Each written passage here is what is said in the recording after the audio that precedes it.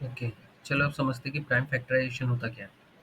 अब अगर मैं बोल दूं कि 30 का प्राइम फैक्टराइजेशन निकालना है तो हम क्या करेंगे? 30 टू 15, फिर 3 से, फिर 5।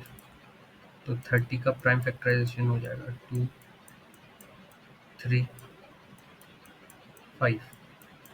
वैसे ही अगर मैं कह दूं कि 12 का निकालना है तो 12 को कैसे करेंगे? 12 2 से डिविजिबल है, 2 6 से 12 होता है, 2, 3, और ये 3 हो गया और ये 1।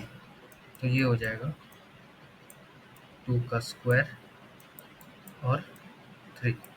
तो ये होता है प्राइम फैक्टर। अब हमें प्रॉब्लम क्या बोल रहा है कि हमें क्या ढूंढना है? Largest prime factor. तो अब इसमें हम क्या करेंगे कि हम सारे प्राइम फैक्टर्स निकाल लेंगे इसके, और फिर उसमें से जो बड़ा होगा उसको हम रिटर्न कर देंगे। बस इतना ही करना है। तो मैंने ये कोड लिख लिया। अब ये क्या कर रहा है कि जैसे हमने देखा कि प्राइम फैक्टराइजेशन हमेशा 2 से चालू होते हैं। जैसे हम नंबर को डिवाइड करना 2 से चालू करते हैं, तो ये हमने बाहर का जो लूप है वो आई को 2 से स्टार्ट कर दिया। वो कब तक चलेगी? जब तक ये आई एन के इक्वल ना हो। अब नीचे क्या हो रहा है, जो वाइल लूप है वो क्या कर रही है कि ये आई की वैल्यू को चेक कर रही है कि क्या आई की वैल्यू से एन डिविजिबल है कि नहीं। अगर है तो ये देख लो कि ये नंबर क्या मेरे पहले वाले आंसर से बड़ा है।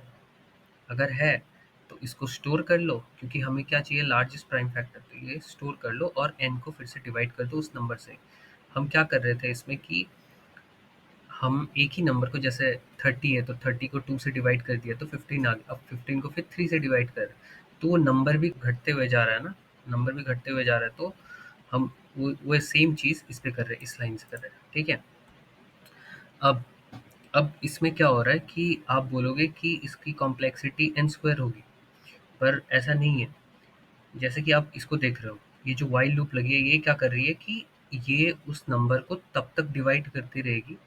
ये वाइल लूप तब चलेगा जब तक ये ना हो जाए कि ये एन जो है वो आई से नॉट डिविजिबल हो जाए। तब तक ये लूप चलती रहेगी। तो जैसे हम अब इसके लिए लेते हैं 12 के लिए, तो 12 के लिए हम क्या करेंगे कि जैसे 12 से, अब जैसे मेरी आई की वैल्यू 2 है, तो अगर 12 मॉड्यूलो 2 करेंगे तो इक्वल टू 0 आएगा। ठीक है। अब मेरा जो आंसर होगा पहले, जैसे कि 0 है, अभी कुछ नहीं है, तो ये पहले कंपेयर करेगा क्या 0 से बड़ा है? हाँ है, तो 2 चले जाएगा आंसर में, और जो नंबर है मेरा 12 वो डिवाइड हो जाएगा आई से, जो कि है 2, तो 6 हो गया। अब ये चेक करेगा फिर से क्या 6 2 से डिविजिबल है? मैं बोलूँगा हाँ है। तो जब हो गया, अब फिर इसमें आंसर में चेक करेंगे कि 2 बड़ा है कि नहीं, तो सेम है, तो ये फिर उसको कुछ नहीं करेगा, वो सेम 2 का 2 ही रहेगा। और फिर 6 को 2 से डिवाइड कर देंगे, फिर वो हो गया 3। अब 3 क्या डिविजिबल है 2 से? नहीं है। तो क्या करेगा, ये आई की वैल्यू को इंक्रीज कर देगा। आई की वैल्यू को इंक्रीज करके 3 कर दिया। अब 3 मॉड 3 करेंगे तो क्या डिविजिबल है? हाँ है। तो अब 3 जो है वो, जो पहले वाला आंसर था 2, वो उससे बड़ा हो गया। और जो n है, n को हम जब 3 से डिवाइड करेंगे 1 हो गया। अब 1 क्या मॉड 3 करेंगे तो इक्वल टू 0 आएगा? नहीं आएगा। अब वैसे ही चल के ये 2 लूप है जो खत्म हो जाएगी। अब आपने देखा है कि जैसे हम बाहर की लूप देखें तो ऐसा लग रहा है कि ये 2 से लेकर पूरी n तक चलेगी, पर जो ये अंदर का लूप है ये क्या कर रहा है कि n की वैल्यू को डिक्रीज किए जा रहा है। तो उस वजह से क्या हो रहा है कि n की वैल्यू डिक्रीज होने के कारण ये बाहर की लूप भी n टाइम्स नहीं चल रही है। तो ये एन स्क्वायर तो नहीं है, पर ये वर्स्ट केस में बिग ऑफ एन तक जाएगी। कैसे जाएगी? अगर हम लोग कोई प्राइम फैक्टर ले लें, जैसे कि मेरा ये हो गया 13 या 13, अब हम 13 ले लेते हैं। अब इसमें क्या होगा कि आई की वैल्यू जो है, आई की वैल्यू ये 13 के लिए चेक करेगी कि क्या 2 से 13 डिविजिबल है? तो नहीं।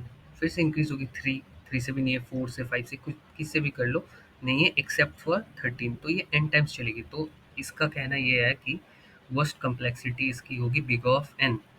अब हमें क्या करना है कि हमें एक्सपेक्टेड टाइम कॉम्प्लेक्सिटी दी हुई है स्क्वायर रूट ऑफ एन। तो इसको स्क्वायर रूट ऑफ एन में करने के लिए हमें ज़्यादा कुछ नहीं करना, बस बस छोटा सा माइनर चेंज करना है। अब जैसे कि मैंने ये कोड में चेंज किया है, बहुत माइनर चेंज है। क्या किया है कि हम इसको स्क्वायर रूट ऑफ एन तक लेके जाएंगे। पूरा एन तक जाने की ज़रूरत नहीं है, क्योंकि उस चक्कर में क्या है कि ये हर एक नंबर तक चल रहा था उसमें, पूरे एन तक। जैसे अब उस टाइम आपको ख्याल आया होगा कि पूरे कंपोजिट कंपोजिट नंबर भी ये कवर कर रहा है, पर इसमें हम क्या करेंगे, हम स्क्वायर रूट ऑफ एन तक चलाएंगे। और इससे क्या होगा कि ये बस प्राइम फैक्टर्स को ही कवर करेगा। ठीक है। और और जैसे कि ये जो वाइल लूप है, ये एन को डिक्रीज भी किए जा रहा है। तो अगर मैं कंसिडर करूं कि कोई प्राइम नंबर है, जैसे कि 5 हो गया। ठीक है। अब 5 को क्या होगा कि 5 के कोई भी प्राइम फैक्टर्स नहीं है, वो 5 अकेला अपने में ही उसका जो है वो फैक्टर है उसका 5 और 1। वो अकेले में उसके दो फैक्टर है, 5 और 1। तो जब हमें लार्जेस्ट प्राइम फैक्टर निकालना है तो उसका आंसर क्या होगा कि 5। तो मतलब ये इसके अंदर कभी आएगा ही नहीं, तो मतलब 5 कभी डिक्रीज होगा ही नहीं।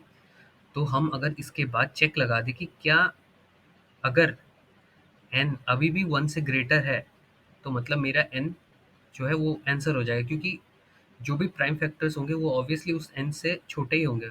और अगर एन डिक्रीज हो ही नहीं रहा तो मतलब वो पूरा अपना आंसर ही है।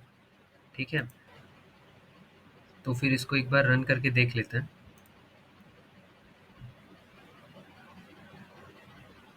तो इसके सारे टेस्ट केस पास हो चुके हैं। So that's all for today. Thank you.